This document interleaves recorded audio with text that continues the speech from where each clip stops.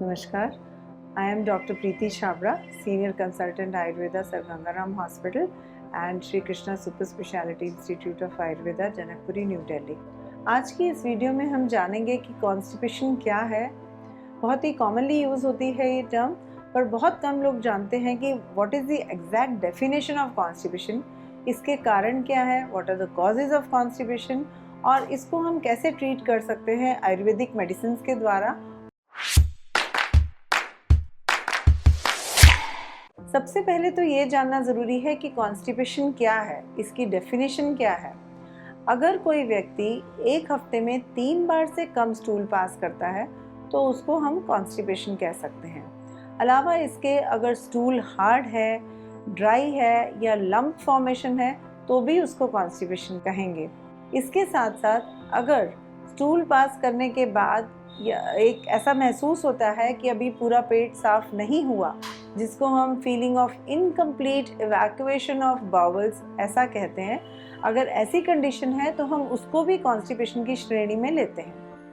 यानी अगर आपका जो मल त्याग पूरा नहीं है, समुचित रूप से नहीं है, उसकी टाइमिंग प्रॉपर नहीं है, तो उसको हम कॉन्स्टिपेशन कहेंगे। कॉन्स्टिपेशन के कॉजेज़ को जानना भी बहुत ज़रूरी है। आयुर्वेद के सिद्धांत के अनुसार कॉन्स्टिपेशन का कारण शीत और रूक्ष गुण है। शीत यानी कोल्ड, रूक्ष यानी ड्राई। तो जो भी सब्सटेंसेस ठंडी होंगी या ड्राई होंगी, ऐसे अगर हम फूड आर्टिकल्स कंज्यूम करते हैं तो कॉन्स्टिपेशन होने की संभावना बढ़ जाती है। तो इसका प्रतिकार कैसे करें? इसके प्रतिकार के लिए हमें ऐसी चीज़ें, ऐसे मेडिसिन, ऐसे फूड को हमने चयन करना है जो कि वार्म हो, जो कि थोड़ा सा हाइड्रेटेड हो और थोड़ा सा ऑयली हो। क्योंकि जो लोग बिल्कुल ही ऑयल, घी अपनी डाइट से हटा देते हैं, उनको भी कॉन्स्टिपेशन होने की टेंडेंसी रहती है। आइए जानते हैं कौन कौन सी आयुर्वेदिक रेमेडीज़, कौन कौन से आयुर्वेदिक ट्रीटमेंट्स कॉन्स्टिपेशन को कंट्रोल करने में इफ़ेक्टिव होते हैं। 2 बहुत कॉमन आयुर्वेदिक प्रिपरेशंस हैं जिनको एज होम रेमेडीज़ यूज़ किया जाने लग गया। इसमें सबसे पहले तो है त्रिफला, जो कि 3 हर्ब्स का कॉम्बिनेशन है, हरड़, बहेड़ा और आंवला।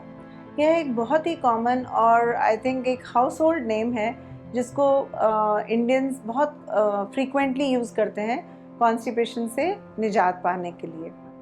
इसको हम एज लैक्सेटिव टी की फॉर्म में यूज़ कर सकते हैं, डिकॉक्शन यानी इसको बॉईल करके यूज़ किया जा सकता है, या इस पाउडर को हल्के गुनगुने दूध के साथ भी लिया जा सकता है। इससे बहुत अच्छा बाउल इवैक्यूएशन होता है और कॉन्स्टिपेशन जो है वो बहुत अच्छी से कंट्रोल हो जाती है। इसके अलावा सेनापत्ती या सनाए, जिसमें सेनोनॉइड्स होते हैं, और ये जो है इंटेस्टाइन की इंटरनल लाइनिंग को स्टिमुलेट करते हैं। यह भी बहुत अच्छा एक मल निसारक है, बट इसका लॉन्ग टर्म यूज़ कभी भी रिकमेंडेड नहीं होता। जिन लोगों को हार्ट प्रॉब्लम्स हैं, 2 साल से नीचे के बच्चे हैं या बुज़ुर्ग लोग हैं, उनको यह सनाए पत्ती नहीं दी जानी चाहिए, क्योंकि यह इंटेस्टाइन्स को वीक भी करता है और इसको आप जब भी कंज्यूम करें, हमेशा आयुर्वेदिक चिकित्सक की देखरेख के अंदर ही इसको इस्तेमाल किया जाए। त्रिवृत एक और बहुत ही अच्छी हर्ब है जिसका बहुत अच्छा लैक्सेटिव इफेक्ट है। इसका एंटी इन्फ्लेमेटरी और एंटी बैक्टीरियल इफेक्ट भी है। तो इसके अलावा ईसबगोल भी एक बहुत कॉमनली यूज़ होने वाली मेडिसिन है जिसको बहुत सारे लोग रेगुलरली यूज़ करते हैं कॉन्स्टिपेशन को रिलीव करने के लिए। कैस्टर ऑयल और हरड़ को भी इन कॉम्बिनेशन या इंडिविजुअली भी यूज़ किया जाता है कॉन्स्टिपेशन को ठीक करने के लिए, और इसको हम एज डिफरेंट मेडिसिन के साथ कॉम्बिनेशन में या सिंगल ड्रग की तरह भी यूज़ कर सकते हैं। कुछ एक मेडिसिन ऐसी होती हैं जिनसे पेट में मरोड़ होता है, तो इनको मॉडिफाइड फॉर्म में या फिर किसी और मेडिसिन के साथ कॉम्बिनेशन के तौर पे यूज़ किया जाना चाहिए, और ये कॉम्बिनेशन आपको आपके फिजिशियन ही बेस्ट बता पाएंगे। कुछ एक फॉर्मुलेशंस हैं जैसे अभ्यारिष्ट, जैसे द्राक्षासव, जैसे पंचसकार चूर्ण, जैसे स्वादिष्ट विरेचन चूर्ण या लवण भास्कर चूर्ण, अविपत्तिकर चूर्ण। ऐसी बहुत सारी आयुर्वेदिक रेमेडीज़ हैं जिनको हम जुडिशली यूज़ करके कॉन्स्टिपेशन को रिलीव कर देते हैं। आयुर्वेद में पंचकर्म एक विशिष्ट चिकित्सा स्वरूप में विद्यमान है, और इस पंचकर्म के अधीन मेडिकेटेड एनीमा, जिसको हम बस्ती चिकित्सा बोलते हैं, यह बहुत अच्छी प्रैक्टिस है जिससे कि कॉन्स्टिपेशन रिलीव होती है।